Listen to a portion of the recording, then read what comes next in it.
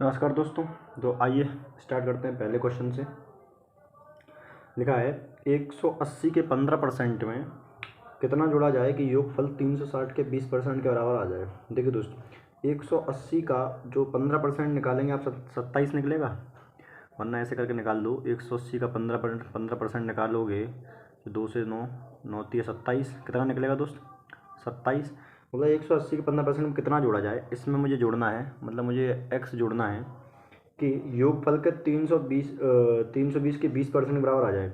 आप जानते हो 320 का 360 का 20% आएगा 72, है ना। अगर निकालने में दिक्कत हो तो 360 गुणा 20/100, 0 से 0 गया तो 72 आ जाएगा।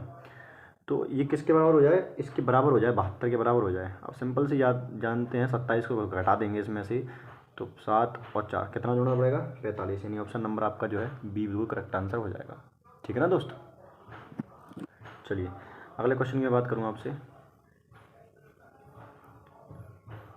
अगला क्वेश्चन है कि दो संख्या तीसरी संख्या से 90% और 75% कम है, पहली संख्या कितने परसेंट में वृद्धि की जानी चाहिए ताकि वो दूसरी संख्या के बराबर हो जाए। देखिए दो संख्या हैं तीसरी संख्या से, मतलब मान लो तीसरी संख्या में 100 है, तो पहली संख्या 90% कम है तो ये 10 हो जाएगी, और दूसरी 75% कम है तो ये 25 रह जाएगी। अब बोला है कि पहली संख्या में कितने % वृद्धि कर दी जाए तो दूसरी बराबर आ जाए। तो देखो, तो इसमें कितनी वृद्धि करनी पड़ेगी? 15, कितने पर? 10 पर, गुणा 100, 10 से 10 बार गुणा करेंगे 150%, कितना करना पड़ेगा? तो 150%, यानी ऑप्शन नंबर जो है बी बिल्कुल करेक्ट आंसर हो जाएगा। ठीक है दोस्त। चलिए अगले क्वेश्चन की मैं बात करूँ आपसे। अगला क्वेश्चन है कि जब किसी संख्या को 240 किसी संख्या को 216 में बढ़ाया जाता है, मतलब कोई संख्या है उसमें 216 बढ़ाया जाता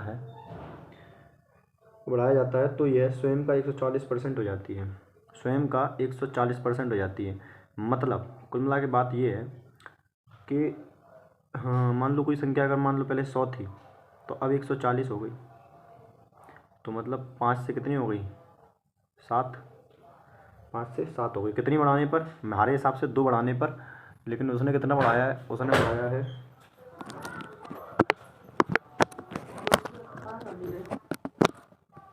ठीक है। तो हमारे हिसाब से कितना बढ़ाया है? हमारे हिसाब से बढ़ाया 2, लेकिन उसके हिसाब से कितना बढ़ाया है? 216। तो एक की वैल्यू आ जाएगी 108।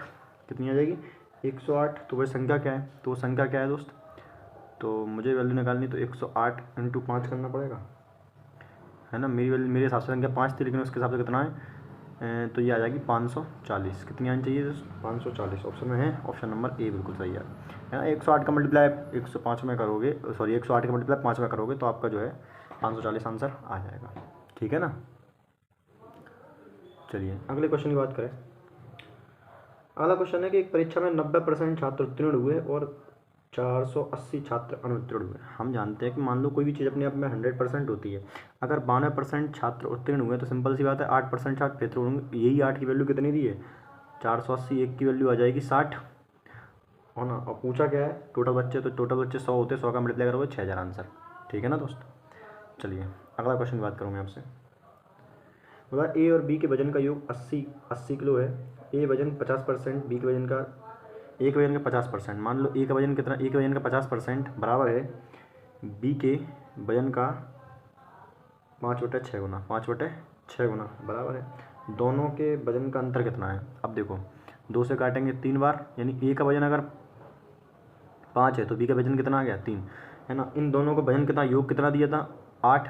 हमारे हिसाब से 80 आ जाएगा, हमारे हिसाब से 8, उसके हिसाब से 80। एक की वैल्यू आ गई 10, इनका अंतर निकाला, अंतर 5 और 3 का अंतर कितना है? 2, गुणा 2 कर देंगे तो कितना आंसर आ जाएगा आपका? 20 आंसर आ जाएगा। ठीक है ना। चलिए अगले क्वेश्चन की मैं बात करूँ आपसे। मतलब ए बी से 20% कम है। ए जो है बी से 20% कम है, बी अगर 5 है तो ये कितना रह जाएगा? 4। जबकि सी डी से 20% अधिक है, और जो सी है वो डी से कितना % अधिक है? 20% अधिक है। तो ये 5 है तो ये कितना हो जाएगा? 6। बोला है डी ए से 25% और कम है, डी ए से 25% कम है, डी ए से 25% कम है। तो पहले एक काम करते हैं, इनको बराबर कर लेते हैं। तो पहले वहाँ 5 का मल्टीप्लाई करते हैं, यहाँ 4 का बराबर हो गया।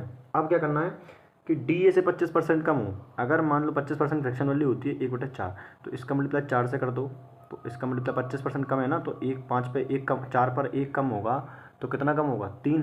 तो इसका मल्टीप्लाई कर दो 3 से। टोटल मिला के मल्टीप्लाई कितने करना है, यहाँ करना है 20 से, तो ये आ जाएगा 20 चौक 80, ये आ जाएगा 100, और यहाँ करना है 4 3 12 से, तो ये आ जाएगा 12 चौक 72, और ये आ जाएगा 12 पंचा 60।